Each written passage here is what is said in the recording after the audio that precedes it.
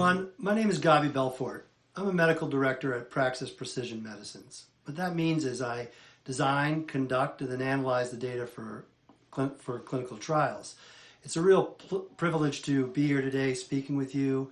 I'm very much looking forward to conveying our eagerness and enthusiasm for developing a new medicine for patients with early onset SCN2A related epilepsy. So Praxis is a company that's composed of many different people, but we have neurologists and statisticians and geneticists, but there are also parents with children with SCN2A related conditions on staff at Praxis. And what that means is that we're really fighting for you. We're really fighting to develop a new medicine, not just for you, but really for us, because as I said, we do have parents on staff. So we understand that SCN2 is unrelenting, and we want to convey that so are we. So Praxis was founded in 2016, and we're developing new medicines for patients and families with a whole host of neuropsychiatric diseases, including genetic epilepsies and psychiatric conditions, as well as movement disorders and some pain syndromes. But it's worth saying that in 2016, we were really principally focused on the emerging genetics around epilepsy, and that's the kind of company we are. Started to develop new medicines for children suffering with genetic epilepsies. So we are listening to you, and we really need to be doing that in order to develop medicines specifically for you. We know that these diagnoses often come in early in a child's life and can be very devastating to families. And it's a real challenge to contend with it, as well as the fact that there really are very limited treatments. As it says on the right-hand side of the slide, we know that roughly a third of patients who have epilepsy don't respond to current treatments, but also that specifically for SCN2A, that many patients are on the standard of care treatments, which are generic, broad-acting anticonvulsants and are not specific for your children's condition, meaning that they don't really target specifically the genetic abnormality.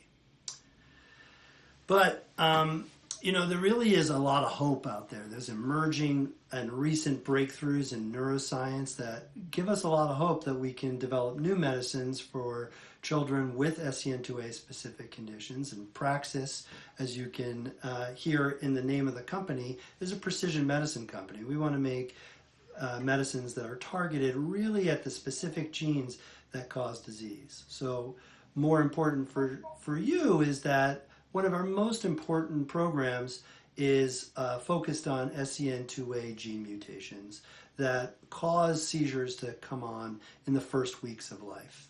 So we're taking an ASO approach to that, or an antisense oligonucleotide approach. That really is speaking to the kind of molecule that we're developing, and I'll say a lot more about that on the next two slides, but it's worth saying that there have been recent approvals by the FDA for rare pediatric neurological conditions, and those medicines are ASOs. So the examples for spinal muscular atrophy and Duchenne muscular dystrophy are examples where the FDA has approved antisense oligonucleotides to treat those conditions, and the goal of our SCN2A program right now is to develop a new medicine, a new ASO for your children. So if we look at what an ASO really is, I'm going to take us really back to high school biology. So if we think about what the brain is, it's comprised of hundreds of billions of neurons. This is what a typical neuron is. It has a cell body, and all these little protrusions on the left are dendrites, and on the right is the axon terminus, and this is where synapses form. These may be terms that you've heard your neurologist refer to. So in the center of the cell is, right now depicted on the left-hand side, is the nucleus, and inside the nucleus, is the DNA. And so you may have heard, of course, that your child has a mutation in their SCN2A gene. And what that really refers to is a variant within the genetic code inside the DNA, inside the nucleus. And it's interesting, but it's actually not this variant at the DNA level that causes the disease. It's actually at the protein level that the disease is caused. So what I'm showing you here is that there's DNA, and then there's a message that comes out, and you can look at the legend. RNA, or ribonucleic acid, is the message that comes out of the nucleus and then gets turned into protein. And that protein, you may have heard the term NAV1.2, that's the protein that's made from the SCN2A gene. And you can see that this mutation or variant at the DNA level is at the RNA level, and look, lo and behold, it's there at the protein level as well. So if there is this variant, in this case a gain-of-function variant, in the NAV1.2 protein, what that leads to is many more of these sodium ions, and this is Na, stands for sodium, in the periodic table. It's not really clear why it's not an S, but it's in the periodic table. Na stands for sodium, and you can see it's positively charged here, and so that's a sodium ion. And those rush through these channels, and we all have these channels, but in children with this condition, there's again this variant that leads to many more sodium channels rushing in. And the ultimate impact on the performance of this neuron is there's enhanced neuronal firing, so a gain of function associated with these variants. And so this enhanced firing, which is depicted here by these lightning bolts, ultimately leads to the seizures and the developmental disability, as well as the sleep disorders that accompany early onset developmental and epileptic encephalopathy associated with these mutations in the SCN2A gene. So now how are we going to approach that? So I told you we're developing an antisense oligonucleotide, and it's important that the last term is oligonucleotide. So you kind of get the sense that ASOs are pieces of DNA or pieces of RNA. And you know they're nucleic acid, and so they can bind to this RNA out here in the cytoplasm. And so let me just show you that again. I'll back out. We administer an ASO, it gets into the cell, and then it binds to its target RNA. And the cell doesn't like to see double-stranded pieces of nucleic acid in the cytoplasm, and so what it does is it degrades it. And that degrading of both the ASO as well as the target RNA means that you produce less of this protein that contains the mutation which leads to gain of function. And so what we're depicting now is fewer lightning bolts, and the hypothesis that we'll have reduced neuronal firing, and ultimately downstream of that, the hope is fewer seizures and more neurotypical development. So I hope that little walk through how an ASO works was clear, and I'm sure there will be questions. We're certainly open to those, so anytime you want to reach out, we'd be honored and happy to answer those questions. But now to go a little bit more into the development path. So Praxis is developing a selective treatment, as I've just shown, for SCN2A, and we are in the early preclinical stages. So what does that mean? What that means is we're running the toxicology studies in order to help us pick doses that we would ultimately like to study in our first clinical trial. There is an intervening step between the animal studies and the human studies, and that is a conversation with the FDA, where we talk about how we can conduct safe clinical trials. So we hope to ultimately get into the clinic, and when that comes down the pike, we will certainly be approaching these first-in-human studies with a very slow and careful initial approach. And the idea is to try to find both safe and effective doses. You can also anticipate that we will likely learn from our first trials in humans, and then need to conduct more than one in order to take those learnings and optimize how we're using our new experimental medicine. So our development team, I want to be clear, includes parents. And I think that's really important because reiterating that message is I'm trying to convey that we share your sense of urgency. But moreover, that we need the help of parents, because otherwise we won't know how to design these trials. So this mission is personal for us, like it is for you, and we really want to do it together. as it says on the right-hand side, we desperately need your help to get this right. It's important that we hear from you in terms of guiding how we're going to adapt our clinical trials and design them so that they're meeting your needs and they're addressing the needs that the community has and the families have, and that we're not missing the key endpoints that matter to you. From us, you can expect transparency and regular updates, which we'll communicate in collaboration with the Family's SCN2A Foundation, and so you can expect to hear from us early and often. I just think it's really important to reiterate again that this isn't a one-sided operation. We really need to work very closely with you, and we need your help to develop this new medicine. So I'm very grateful for having the opportunity to speak with you. As it says on the top left on the slide, SCN2A is unrelenting, but so are we. We're going to work our tails off to develop this new medicine, not just for you, but together with you. And so we realize that this is a shared mission, and we thank you again for the opportunity to speak with you today.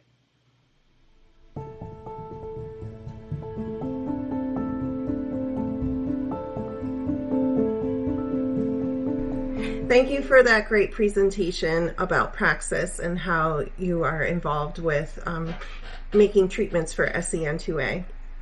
So we do have a couple questions, well actually a lot of questions for you and Praxis. So I'll start with the first one. So how is an ASO administered? So typically ASOs are administered via a route that's, it has a long technical name, intrathecally, but that really translates into a spinal injection. So for example, the ASO that Biogen and Ionis developed for a spinal muscular atrophy, that's injected spinally, and so there's pretty clear protocols developed for how to do that. But it requires coming to the hospital and having a spinal injection. Thank you. Now, how often will it be administered? Well, that's not entirely worked out just yet. The idea is for it not to be anything like daily. The idea is for it to be, you get an injection and then several months go by and then you get another injection.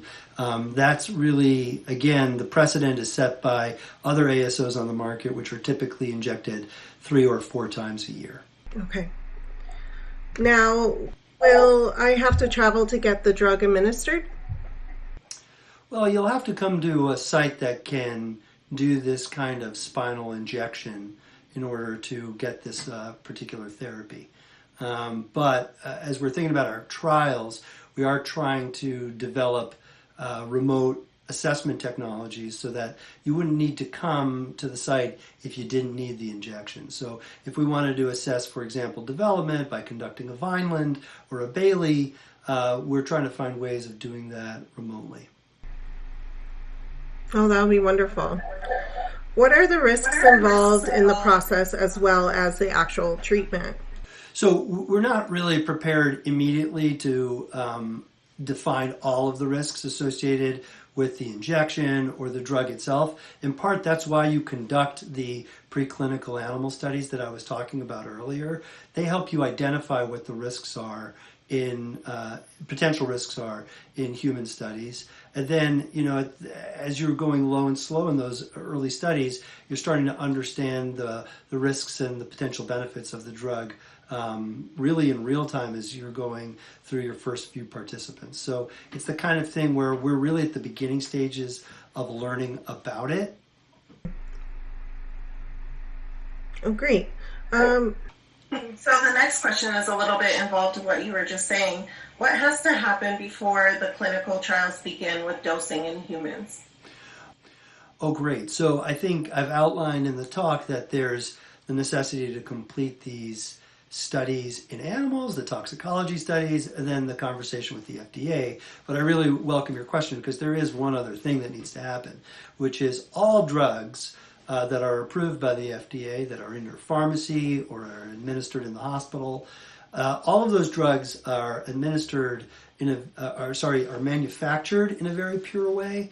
So there's a concept, or there's a field called chemistry, manufacturing, and controls, or you might hear the term CMC, and these are a whole group of scientists, a large group of scientists, that are responsible for learning how to make ultra pure material that we understand very well. And I guess the word pure I'll elaborate on a little bit. What it means is that they can make the medicine, and then they can make it again and again, and they can show that what is actually in the vial at the end of the day is very, very similar from run 1 to 2 to 3, so that we know that when we get to run 4, 5, and 6 of the medicine, that we're not making something different and that we have a new risk associated with it or a new adverse event.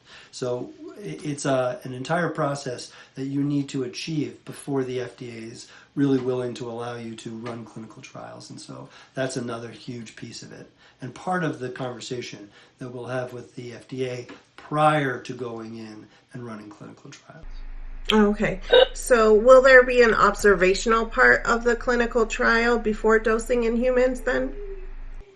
So we don't have the exact design of our clinical trials down yet, but you can be almost certain that's the case. Whether or not we will be looking at seizures as a primary endpoint, or development, or sleep. For all of those symptoms of the condition, you need to really understand each individual's burden of disease before you can go and say that you've changed it. So there will almost certainly be some observational component to any trial we run. Okay. And there was a second part to this question. So if yes, how long will that be, and what are the measurements?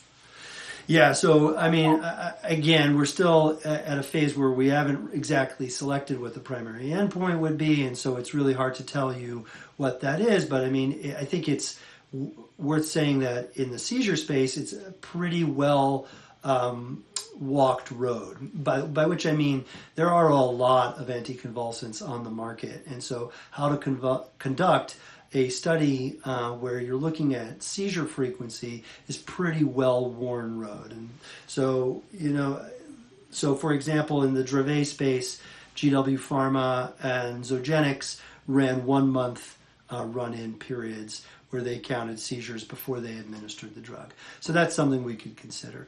On the other hand, alternatively, if you're looking at sleep, you might have a different duration of run-in. And you can imagine if you're looking at developmental milestones, it would be longer, right? Because those will take a little bit longer to change. So it all depends on what ultimately ends up being primary endpoint. And as I said, we're still in pretty early phases of thinking about that. How will I know if my child is eligible to participate in the clinical trials?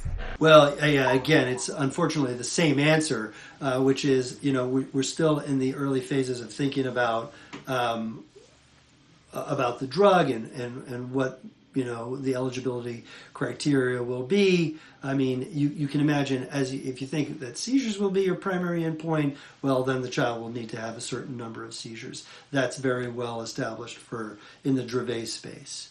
If it's a developmental endpoint, then we might pick something else. But like I said, these are the questions that we need to begin to answer, and in part we use the tox data to help us answer that as we walk through those studies and the data emerges over the coming year. Great. Now, here we go. So how will Praxis recruit patients for the clinical trials? Well, certainly it'll be a collaboration with groups like the Family's SCN2A Foundation to communicate that there's a trial ongoing. We will likely have our own forms of communication that we would put out that will certainly, we would try to do this in a coordinated manner. We don't want there to be any surprises, but in part, participating in this RX Hope Symposium is our first foray into communicating with the patient population, and we hope to do much more of this down the road. So you'll be aware of it. There will be web links when there's a clinical trial coming down the road, and I think that's the primary way you'll find out. There will be, there's a federal requirement to list all ongoing patient studies on clinicaltrials.gov, and so we would comply with that, of course. Perfect.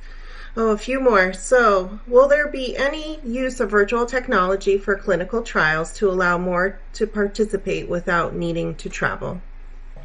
Yeah, so I think I touched on this earlier when we talked about the need to come to clinical sites. We absolutely are looking at, for example, tablet-based methods for administering developmental assessments like the Vineland. And so, for example, maybe we can use a tablet for that, and for a seizure diary, and for a sleep diary. So those are things that we've begun to look into, actually.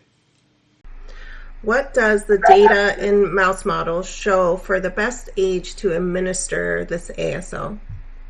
Oh, yeah. So, I'm not really the best person to speak about that. I think, I believe that Steve Petru has spoken to the Families SCN2A group about his mouse data.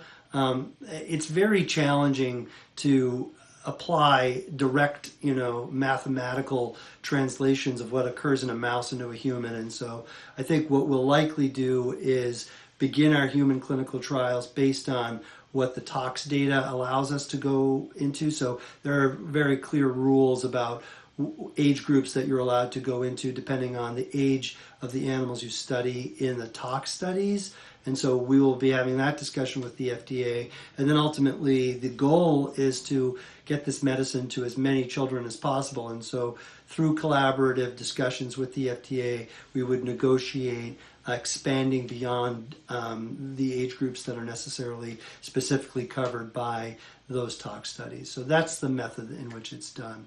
In terms of looking at the mouse model data in which there was some activity against the phenotype in those animals and translating that's not really how it's done. It's more done based off of the tox studies. Has this been tested on multiple variants types? So I do have an answer for that. So we've done the majority of our testing in one gain of function variant that clearly leads to early onset developmental and epileptic encephalopathy, both in vitro characterization with the ASO as well as in an animal model, a mouse model, which showed very promising data. And again, I think Steve presented that to the Families Foundation in the past. But what we're ramping up right now is studying 6 more variants in the lab. Oh, great. In what way is Praxis thinking about access to the therapies and drugs you're creating for our families? Yeah, thank you for that question. I think our guiding principle is to try to get a medicine that can help children to those children. Full stop. We would really work extremely hard for there to be no financial barrier to treating a child who's suffering from a catastrophic developmental and epileptic encephalopathy to block their access because of financial reasons. And so we would work extremely hard to ensure that all children gain access who could benefit from this drug. Wonderful. And lastly, how has the Families SCN2A Foundation impacted you in your work? Yeah, so I would say there really are three ways. I think the first is we have been in collaboration with the Families Foundation since this program began, and actually even before that, and we've just been so inspired by how the Families Foundation cares for its community. We became aware of and contributed to support of families that were particularly affected as the COVID-19 pandemic came through our populations, and we're just really inspired by how the Families Foundation reached out to help those families financially and in other ways. And so it affects us. I mean, that feels good. We want to feel very good about what we're doing and do good in this community. So the first is inspiration. The second is a bit more technical. We're thinking about putting out a questionnaire about seizure frequency and some other symptoms to the patient population and the families. And so we've been working hand in hand with Leah to understand how to frame those questions in a way that makes sense, that leads to answers that are meaningful and can help guide how we're going to ultimately conduct clinical trials. And third is really about collaboration. So inspiration, technical, and the third being collaboration. We really can't do this without the family's SCN2 Foundation. Full stop. Like, we need to have access to families, both to learn how to design our clinical trials, and then ultimately when those trials do come down the pike, we want to be able to recruit for those trials and get children in who could potentially benefit from the experimental therapeutic. And we can't really plan to do any of that without this group. So those are the three major ways I think that we've been impacted and think about our relationship with the Families Foundation. Well, thank you so much for taking your time and explaining how Praxis is involved and being a part of this HOPE series. I really appreciate it. I guess I'll just end by saying there are a lot of jobs in this world, and obviously I've got to support my family and I want to enjoy my job, and I could do many jobs that do that, but this particular job is special because at the end of many years of work, there's the hope that out pops a new medicine for people who really need it. And I feel like that's a spiritual component of the work I do and that we do at Praxis, and I just feel so lucky to do it, and wanted to thank you again for the privilege of speaking with you today.